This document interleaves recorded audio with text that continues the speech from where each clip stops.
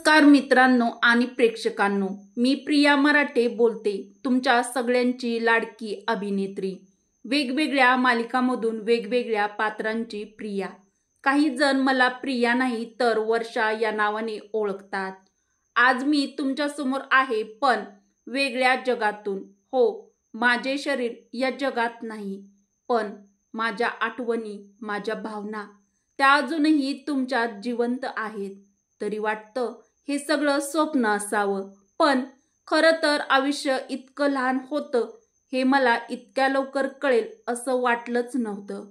माझं आयुष्य तुम्हाला खूप सुंदर वाटलं असेल, पडद्यावरचं हसणं, गाणं, अभिनय, पण त्या हसऱ्या चेहऱ्यामागचं किती वेदना, दुःख लपलेल्या होत्या ते कोणालाच माहीत नव्हतं।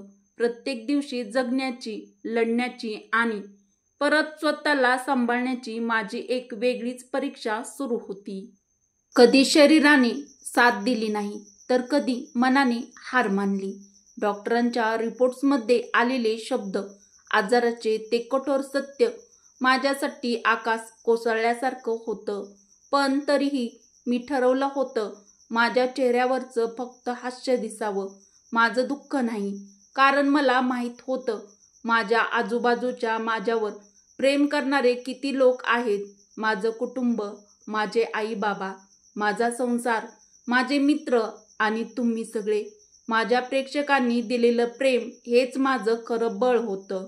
प्रत्येक दिवस मी त्यांच्यासाठी जगत होते, त्यांच्यासाठी हसत राहिले। पण कधी कधी रात्री शांततेत एकटी असताना मी तुटत होते। त्यातून पाणी वाहत असे आणि मनात फक्त एकच प्रश्न, उत्तर असेल मीच का, आणि हे सगळं माझ्याच नशिबी का? पण नंतर कळलं, प्रत्येकाचं आयुष्य वेगळं असतं। कधी लहानसं पण सोन्यासारखं, तर कधी मोठं पण रिकामं। माझं आयुष्य लहान होतं, पण त्यात तुमच्या सगळ्यांचं अपार प्रेम होतं आणि म्हणूनच मी आजही समाधानी आहे। आज मी तुमच्यात नाही, पण माझ्या आठवणी, माझा आवाज, माझं काम हे कायम तुमच्या सोबत राहणार आहे। मी कधीच नाहीशी होणार नाही, कारण मी तुमच्या हृदयात आहे, तुमच्या मनात आहे। तुम्ही मला फक्त माझं पडद्यावरचं आयुष्य बघून ओळखत होता, पण आज मी तुम्हाला माझ्या खऱ्या आयुष्याबद्दल काहीतरी सांगायचं आहे। मी प्रिया, माझा जन्म 23 एप्रिल 1987 रोजी मुंबईतील ठाण्यात झाला। सगळ्यांचं बालपण जावं तसंच माझं देखील अगदी आनंदामध्ये बालपण गेलं। लहानपणापासूनच मी अभ्यासात खूप हुशार होते। माझ्या घरात अभिनयासारखं काही वातावरण नव्हतं। शालेय शिक्षण पूर्ण झाल्यानंतर मी तेव्हा कॉलेजमध्ये पदार्पण केलं, तेव्हाच खऱ्या अर्थाने मी हळूहळू कलेशी जोडली जाऊ लागले। तेव्हाच मला अभिनय क्षेत्रात जाण्याची आवड निर्माण झाली। मी कॉलेजला असताना एकांकिका, छोटे मोठे नाटक आणि स्पर्धा यामध्ये सहभाग घेत होते। तेव्हापासून माझ्यामध्ये देखील एक कलात्मक गुण निर्माण झाला।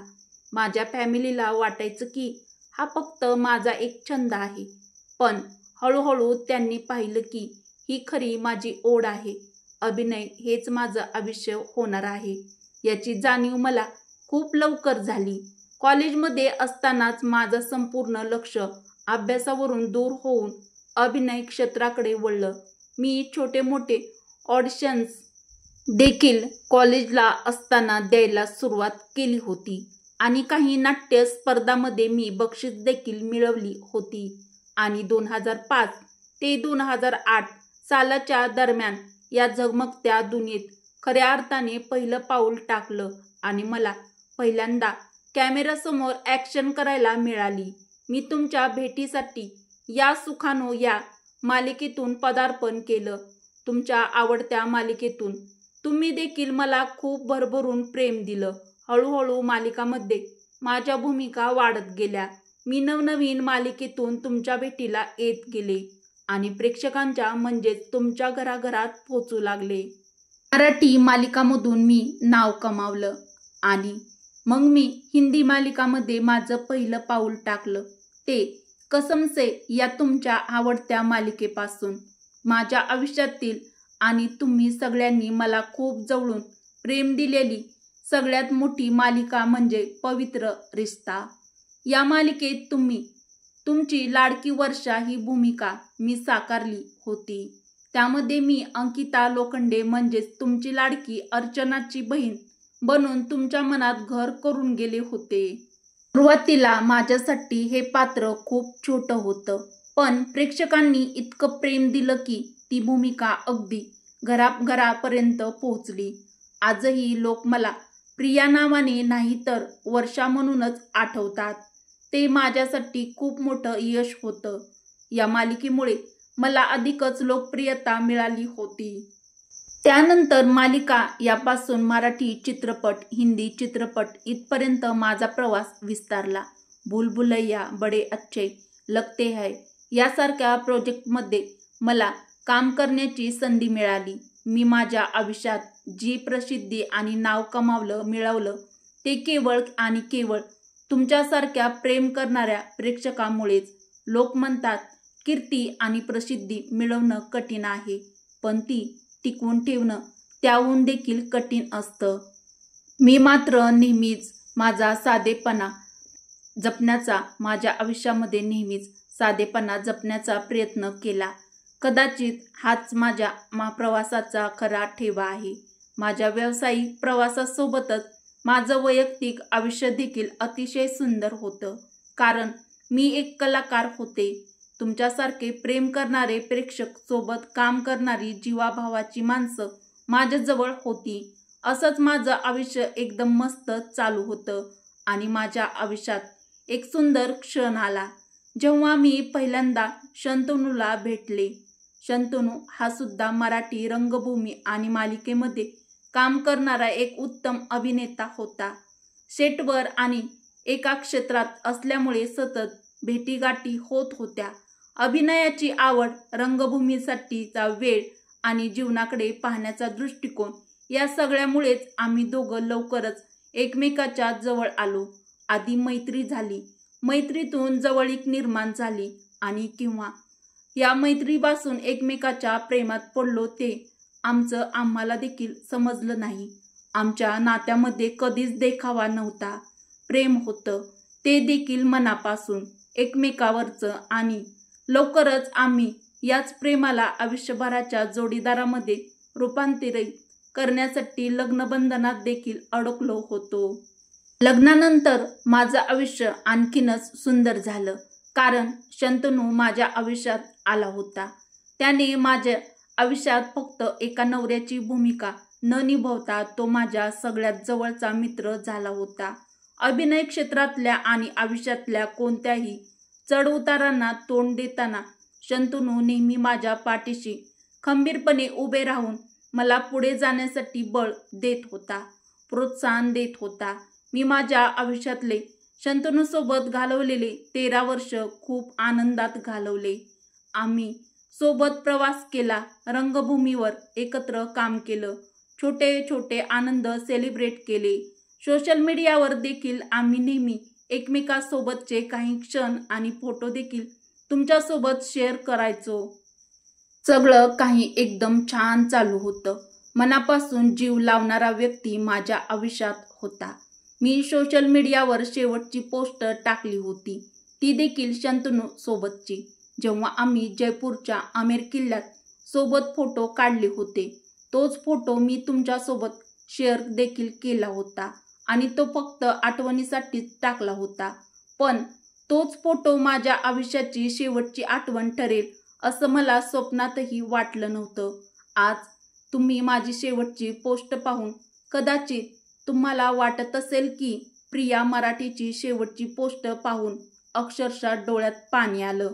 पण खरं सांगू, मला देखील कधीच वाटलं नव्हतं की माझे शंतनूसोबतचे हे शेवटचे फोटो आणि शेवटचे क्षण असतील.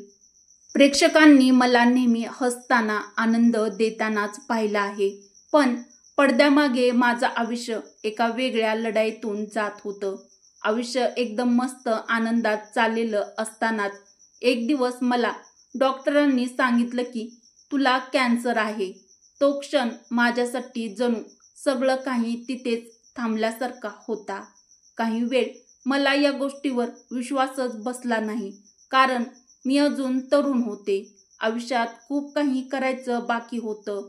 अजून शंतनूसोबत खूप सारी स्वप्न रंगवायची बाकी होती. आयुष्य जगायचं बाकी होतं. पण नियतीने मला हा खूप मोठा संघर्ष दिला. सुरुवातीला मी आणि शंतनू आम्ही दोघेही खूप मोठ्या धक्क्यात होतो. पण शंतनूने मला सावरलं आणि मला विश्वास दिला की आपण दोघे मिळून तुझ्या या आजारपणाशी लढू आणि तुला आजारपणातून देखील बाहेर काढू आणि आजारपणाला देखील हरवू. त्याचा हाच विश्वास माझा सर्वात मोठं बळ देत होता. नेहमीच्या केमोथेरपी, त्यामध्ये होणाऱ्या वेदना, अशक्तपणा आणि या सगळ्या गोष्टींमधून शरीर, मन म्हणजेच मी जात होते आणि माझे सुंदर केस गळाले. पण शंतनू माझं एक मोटिवेशन होता. प्रत्येक वेळी हॉस्पिटलमध्ये जाताना मी स्वतःला म्हणत असायचे की मी एक अभिनेत्री आहे आणि या रंगमंचावर कॅन्सरशी लढण्याची भूमिका मला निभवायची आहे. मला एक मजबूत लढवय्या होऊन तुमच्यासमोर एक आदर्श निर्माण करायचा होता. पण ते वाटतं तितकं सोपं पण नव्हतं. कधी कधी रात्रभर वेदनेमुळे माझे डोळे पाण्याने भरलेले असायचे आणि जवळच्या माणसांनी पाठवलेल्या मेसेजमुळे माझं मन पुन्हा घट्ट व्हायचं. पुन्हा चेहऱ्यावर हसू यायचं आणि माझ्या माणसांनी माझ्यासाठी देवाकडे खूप प्रार्थना केल्या. त्यांच्या प्रेमामुळे मला जगायची ताकद मिळाली होती. काही दिवस बरी देखील झाले होते आणि पुन्हा मी तुमच्या भेटीला येणार होते.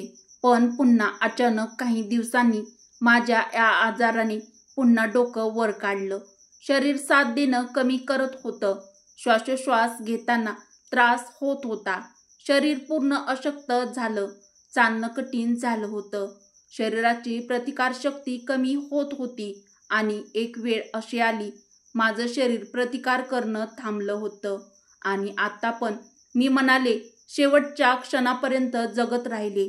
31 ऑगस्ट 2025 च्या पहाटे माझ्या आयुष्याचा हा प्रवास थांबला. डॉक्टरांना कळून चुकलं होतं की आत्ता शेवट जवळ आला आहे. पण मी मनाने शेवटपर्यंत, शेवटच्या क्षणापर्यंत जगत राहिले. 31 ऑगस्ट 2025 च्या पहाटे माझ्या आयुष्याचा प्रवास थांबला आणि मी डोळे मिटले, ते पण कायमचे. परंतु माझ्या मनात शेवटी एकच विचार होता, मी जरी या जगातून जात आहे तरी खूप लोकांचं प्रेम मिळवून जात आहे. माझ्या आजारपणाबद्दल बोलतात, पण खरं सांगू, माझ्यासाठी जीवन म्हणजे फक्त प्रेम, कुटुंब आणि प्रेक्षकांचं नातं होतं. तेच मी सोबत घेऊन गेले. तुमच्यामधून माझं शरीर गेलं, पण माझ्या जाण्यानंतर जग थांबलं नाही. उलट माझ्या या जाण्याच्या हृदयद्रावक बातमीने सगळ्यांच्या डोळ्यात पाणी आलं. माझा भाऊ असलेला अभिनेता सुबोध भावे याला सुद्धा अश्रू अनावर झाले आणि तो खूप रडत म्हणाला, माझी बहीण खूप मोठी लढवय्या होती. अखेर तिची ताकद कमी पडली. त्याचं ते बोलणं ऐकून माझं मन देखील भरून आलं. पवित्र रिश्तामधील माझ्या सहकलाकारांनी, उषा नाडकर्णी, अंकिता लोखंडे, प्रार्थना बेहरे सगळ्यांनीच मला आठवत भावनिक पोस्ट दिल्या. माझ्या शेवटच्या क्षणाला त्यांच्या देखील डोळ्यात अश्रू आले. हे सगळं पाहून मन अगदी गहिवरून आलं. काहींनी म्हटलं, पहिल्यांदा सुशांत सिंग राजपूत गेला आणि आता प्रिया. ही पोकळी कधीच भरून निघणार नाही, कारण हे दोघेही एकाच मालिकेचे कलाकार होते. माझे फोटो, माझ्या मालिकांचे क्लिप्स, माझं हसणं, हे सगळं लाखो चाहत्यांनी सोशल मीडियावर शेअर केलं. प्रिया, तुझं हास्य कायम लक्षात राहील. पवित्र रिश्तामधील वर्षा कायम आमच्यासोबत राहील, असा हजारोच्या चाहत्यांनी लिहिलं. माझ्या जाण्याची बातमी समजताच माझ्या प्रत्येक चाहत्याच्या घरात दुःखद वातावरण निर्माण झालं. माझा पती शंतनू, त्याच्या डोळ्यातलं रिकामेपण, त्याच्या मनातील वेदना शब्दात देखील सांगता येणार नाही. पण मला माहीत आहे, तो माझ्या आयुष्यातील स्वप्न पुढे नेईल आणि माझ्या आठवणीत जगेल. माझ्या इंस्टाग्रामवरच्या शेवटच्या पोस्टमध्ये मी खूप हसते आहे आणि माझ्या डोळ्यामध्ये फक्त प्रेम आहे. कदाचित नियतीने आधीच मला सांगून ठेवलं होतं की हीच तुझी शेवटची पोस्ट आठवण आहे, म्हणूनच मी एवढी हसले आहे. आज जेव्हा लोक माझ्या जाण्याबद्दल बोलतात तेव्हा मला जाणवतं माझं आयुष्य छोटं होतं, पण अजिबात व्यर्थ नव्हतं. मी प्रेम दिलं आणि तुमच्याकडून प्रेम देखील मिळवलं. लाखो प्रेक्षकाच्या मनात वेगवेगळ्या भूमिका केल्या आणि म्हणूनच माझ्या जाण्यानंतरही मी इथेच आहे, प्रत्येकाच्या आठवणीत, प्रत्येकाच्या मनात. माझा प्रवास इथेच संपला, पण माझ्या कथा, माझं हसणं आणि माझं काम हे सगळं अजूनही जिवंत आहे. जेव्हाही तुम्ही माझ्या मालिका पाहाल तेव्हा तुम्हाला मी नेहमी तुमच्यातच आहे असं जाणवेल. मग वेगवेगळ्या मालिकांमधून तुमच्या लाडक्या अभिनेत्रीच्या रूपामध्ये. जर आज मला तुम्हाला काही सांगायचं असेल तर एवढंच सांगेन, आयुष्य खरंच खूप छोटं आहे. कोण किती आयुष्य जगेल हे कोणालाच माहीत नसतं. आता आपण सगळे एकमेकांसोबत आहोत. कदाचित उद्या आपल्यामधून कोणीतरी नसेल, पण आयुष्य जरी छोटं असलं तरी ते कसं जगायचं हे आपण मात्र आपल्यावर अवलंबून असतं.